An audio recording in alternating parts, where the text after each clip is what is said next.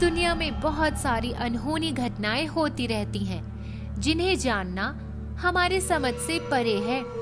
यह कहानी एक भोला नाम के नवयुवक और भयानक चुड़ैल की है। भोला अपने नाम की ही तरह बहुत ही सीधा साधा था।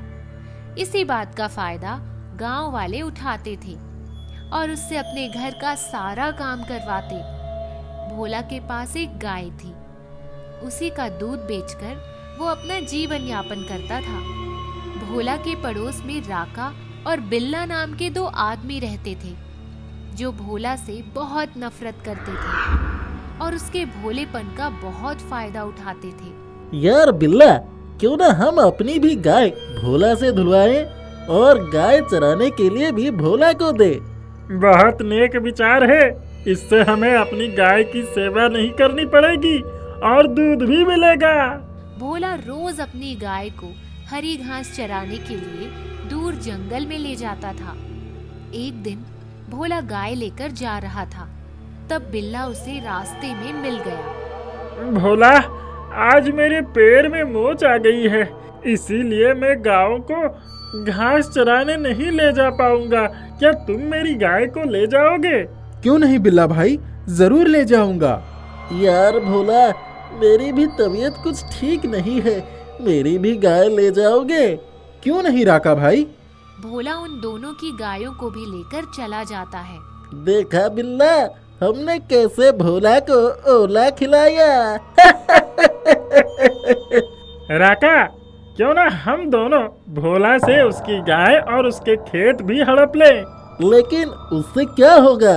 अरे, अगर हम भोला से उसकी गाय और उसकी खेत हड़प ले तो वो एक एक रुपए के लिए मोहताज हो जाएगा और हम दोनों उसको अपना गुलाम बना लेंगे और सारा काम उससे करवाएंगे और हम दोनों ऐश करेंगे। अरे वाह, बहुत गजब की तरकीब लाए हो बिल्ला भाई। चलो भोला के घर चलते हैं। अरे राका और भोला, तुम लोग इतनी रात को मेरे घर पर, क्या बात है भाई? अरे भाई भोला, हमें पता चला है इस साल बारिश नहीं होगी और खेतों में सूखा पड़ने वाला है, इसीलिए हम अपने खेत और गाय बेच रहे हैं। तुम भी अपनी गाय और खेत बेच दो, नहीं तो गाय भी भूखे मरेगी और तुम भी। अरे भाई, गाय और खेत बेच दिया तो मैं खाऊंगा क्या? देखो भैया, हमारा काम था तुमको समझाना, बाकी तुम्हारी मर्जी। हम दोनों जा रहे हैं अपना खेत और गाय बेचने। भोला उनकी बातों में आ जाता है। ठीक है, मैं तैयार हूँ। कल हम दोनों शहर जा रहे हैं खेतों और गाय का सौदा करने। कहो तो तुम्हारी भी गाय का सौदा कर आए। ठीक है भैया। राका और बिल्ला भोला का भी खेत और गाय बेच देते हैं और उसका पैसा हड़प लेते हैं। अरे राका भाई, कहाँ हो? अरे भोला, कैसे आना हुआ इतनी रात को? भाई, आप लोगों ने मेरे खेत और गाय का पैसा नहीं दिया मुझे। मेरे पैसे तो दे दीजिए, घर में कुछ खाने का नहीं है। अरे, तुमने दिन में भांग पी ली है क्या? कैसी बहकी बहकी बातें कर रहे हो? हमने कब बेचा तुम्हारे खेत और गाय? अरे भाई, ऐसा झूठ मत बोलो। यहाँ से निकल जाओ, नहीं तो अंजाम बुरा होगा। भाई, बिना पैसे के मैं कैसे जीऊंगा? क्या खाऊंगा, क्या पीऊंगा? पास के जंगल में एक बड़ा पेड़ है, उस पर एक चुड़ैल रहती है। जा, उससे ही कह दे, आ चुड़ैल मुझे मार, तब वो तुझे मार कर खा जाएगी। अब तू जी कर क्या करेगा? भोला मायूस होकर जंगल की ओर चल देता है। अरे, ये कैसा पेड़ है? इतना विशाल पेड़ और इतने बड़े बड़े फल। भोला जैसे ही फल तोड़ने को हाथ बढ़ाता है, फल और बड़ा हो जाता है। भोला यह सब देखकर बहुत हैरान हो जाता है। अब मेरे पास कुछ नहीं बचा। आ चुड़ैल, मुझे मार दे। तभी जंगल में तेज हवा चलने लगती है और थोड़ी देर में वहां धुआंधार धुआं फैल जाता है। एक बड़ी भयानक चुड़ैल प्रकट हो जाती है। भोला ये सब देखकर भागने लगता है। बचाओ बचाओ, चुड़ैल आई, बचाओ। भोला, तुम डरो मत, मैं तुमको कुछ नहीं करूंगी। तुम एक अच्छे इंसान हो। मैं जानती हूँ राका और बिल्ला ने तुम्हारे साथ बहुत गलत किया है। मुझे भी उनकी तलाश है। मैं तुम्हारी मदद करूंगी। राका खेतों में ट्रैक्टर से जुताई कर रहा था। रात काफी हो चुकी थी। तभी वहाँ भयंकर धुआं उठता है और विकराल चुड़ैल पहुँच जाती है। चुड़ैल राका के ट्रैक्टर के पहिए को पकड़ लेती है और ट्रैक्टर आगे नहीं बढ़ता। अरे ये ट्रैक्टर आगे क्यों नहीं बढ़ रहा है? राका ने महसूस किया उसका ट्रैक्टर हवा में उड़ रहा है। अरे अरे अरे अरे, ये ऊपर कैसे जा रहा है? कोई बचाओ मुझे! बिल्ला बचाओ! बचाओ मुझे! राका ट्रैक्टर से नीचे कूद जाता है। वह ट्रैक्टर राका की तरफ आगे बढ़ता है। मुझे मुझे छोड़ दो! मुझे मत मारो! छोड़ दो मुझे!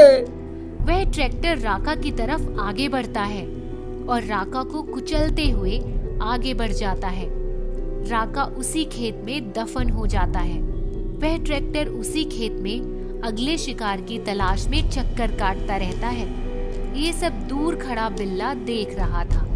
अरे ये ट्रैक्टर बिना ड्राइवर के चल रहा है और मेरे दोस्त राका को भी मार दिया उसने। बिल्ला वहाँ से जल्दी से छुपकर भागता है और घर पहुंचकर दरवाजा बंद कर लेता है। तभी उसके दरवाजे पर एक दस्तक होती है। बिल्ला, ओ बिल्ला, दरवाजा खोल। कौन है दरवाजे पर? मैं हूँ बिल्ला, तेरी मौत। मुझे माफ कर दो, मैंने तुम्हारा क्या बिगाड़ा है? तूने ही गौरी नाम की लड़की से शादी की थी। वह तुझे बहुत प्यार करती थी। इसके बाद एक दिन तूने ही राका की मदद लेकर उसे बेरहमी से मारकर दफना दिया था। तुम्हें कैसे मालूम? मैं ही गौरी हूँ। आज चुड़ैल बनकर अपने कत्ल का बदला लेने आई हूँ।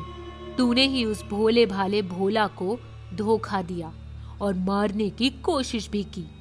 मैं तेरे गुर्दे निकालकर तेरा खून पी जाऊंगी। बिल्ला बहुत डर जाता है और चुड़ैल अंदर आ जाती है। बिल्ला थर थर कांपने लगता है। अरे चुड़ैल जी, मुझे माफ कर दो। चुड़ैल एक खूनी खंजर निकालती है और बिल्ला को देती है। बिल्ला, ये ले खूनी खंजर, इससे खुद को मार ले, नहीं तो मैं मारूंगी तो मौत बहुत दर्दनाक होगी। नहीं, मुझे माफ कर दो, मुझे माफ कर दो। चुड़ैल बिल्ला को उसी खूनी खंजर से मारकर उसका अंत कर देती है। इसी तरह दोनों बुरे इंसानों को उनकी बुराई की सजा मिल जाती है। भोला चुड़ैल का शुक्रिया अदा करता है और फिर चुड़ैल दोनों हाथ ऊपर करके धुआंधार धुएं के साथ चली जाती है। भूतों की बारात। यह घटना आज से 200 साल पहले की है। प्रतापगढ़ राज्य में विक्रम सिंह नाम के एक राजा रहते थे। उनके साथ उनके 2 पुत्र अजय और विजय रहते थे। मैंने एक हवेली देखी है, वो मुझे बहुत पसंद आई है। उसे हमें खरीदना है। तुम दोनों को वहां जाकर उचित भुगतान करके हवेली खरीद कर आना है। अगली सुबह दोनों भाई भानगढ़ के लिए रवाना हो जाते हैं। जहां से भानगढ़ शुरू होता है वहीं एक बोर्ड लगा दिखाई देता है। भाई विजय, देखो इस बोर्ड पर यह क्या लिखा है। विजय भाई ध्यान से पढ़ने लगता है। उस पर लिखा था कि इस रास्ते पर शाम को 6 बजे के बाद जाना मना है। तभी एक चील उनके बहुत करीब से जाता है। ऐसा लगता है मानो उनका शिकार करने आया हो। दोनों भाई डर कर पीछे हो जाते हैं। तभी वहाँ एक आदमी आता है और उनसे कहता है, साहब, कहाँ जाना है? हमें राजा विक्रम सिंह जी ने भेजा है। वो हमारे पिता हैं। हम हवेली खरीदने के इरादे से आए हैं। आप हवेली नहीं, मौत खरीद रहे हैं। यहाँ तो भूतों का राज है। ऐसा कहकर वो हंसने लगता है। अरे आप कैसी बात कर रहे हैं? हम इन सब बातों को नहीं मानते। हवेली में रात को गाने बजने की आवाज आती है और गांव वाले कहते हैं यहाँ भूत प्रेत और भयानक आत्माएं रहती हैं। चाचा, हम लोग इन मनगढ़ंत बातों पर विश्वास नहीं करते हैं। हम भूत प्रेत को नहीं मानते हैं। ऐसा कहकर दोनों भाई आगे बढ़ जाते हैं। तभी विजय पीछे पलटकर देखता है। वो आदमी जो उनसे बात कर रहा होता है वहाँ से अदृश्य हो जाता है। एक आवाज विजय के कानों में आती है, लौट जाओ यहाँ से। दोनों भाई हवेली के मुख्य दरवाजे पर आ जाते हैं। कोई है यहाँ पर। तभी वही आदमी जो रास्ते में मिला था वहाँ आता है और कहता है, बोलिए साहब, किससे मिलना है? अरे चाचा, आप तो अभी हमें वहाँ मिले थे, इतनी जल्दी पैदल यहाँ कैसे आ गए आप? उड़कर आया हूँ बेटा। अरे क्या मजाक कर रहे हैं? मजाक कर रहा हूँ, मैं भूत तो हूँ नहीं जो उड़कर आ जाऊंगा। भाई, मुझे ये जगह कुछ ठीक नहीं लग रही है, बड़ी अजीबोगरीब हवेली है। आदमी खाना लेकर आता है। साहब, खाना। दोनों भाई खाना देखकर दंग रह जाते हैं, क्योंकि ऐसा खाना तो महलों में ही मिल सकता है। साहब, यहाँ पर सब ऐसा ही खाना खाते हैं। वो आदमी वहाँ से चला जाता है। कुछ देर बाद उस खाने से अजीब से दुर्गंध आती है, मानो कि इंसान का खून हो। अजय सामने लगे आईने में देखता है, खाने की थैली में कटा हुआ सर, ग्लास में दूध की जगह खून। अजय डर कर पीछे हट जाता है और विजय को देखता है। दोनों भाइयों की रूह कांप जाती है। हर तरफ अजीब सी आवाज गूंज रही है। तभी वहाँ वो आदमी आ जाता है और पूछता है, क्या हुआ साहब? अरे ये खाना नहीं, खून है। किस खाने की बात कर रहे हैं आप? अचानक खाना वहाँ से गायब हो जाता है। सो जाइए साहब, आप लोग थक गए हैं। दोनों भाई सोने को चले जाते हैं। रात के 12 बजते ही वो पुरानी हवेली एक खूबसूरत महल में बदल जाती है। हर तरफ खुशी का माहौल छा जाता है। चारों तरफ चहल पहल मच जाती है। ऐसा लगता है कि वहाँ कोई बहुत बड़ा कार्यक्रम होने जा रहा है। सब गाना बजा रहे होते हैं, मानो किसी की शादी हो। तभी वो आदमी आता है और कहता है, साहब चलिए, आज मेरी बेटी की शादी है, कुछ ही देर में बारात आ जाएगी। अजय विजय हैरान रह जाते हैं, उनका शरीर कांपने लगता है। आइए साहब, बारात आने वाली है। हवेली के बगल में एक आम का बहुत बड़ा बगीचा था। बारात आम के बगीचे में रुकी है। दोनों भाई उस बगीचे की तरफ जाते हैं। वो बगीचा बहुत ही बड़ा और खूबसूरत था। सारे बाराती सफेद पोशाक में थे और सबकी आंखें लाल थी और कोई भी बाराती किसी से बात नहीं कर रहा था। वो आदमी सबसे मिल रहा था और सबका ध्यान भी रख रहा था।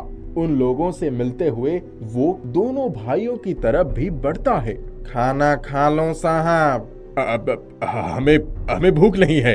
हमारे खाने का अपमान मत करो। हमारे नौकरों ने बड़ी मेहनत से खाने के सामान और पकवान बनाए हैं। हर तरह के पकवान बनाए गए हैं। सारी मिठाइयाँ शुद्ध खोए की बनवाई हैं। हमने स्वागत में कोई कमी नहीं रखी है। आप लोग खा पी लीजिए। इसके बाद सुंदर नृत्य का भी आयोजन रखा गया है।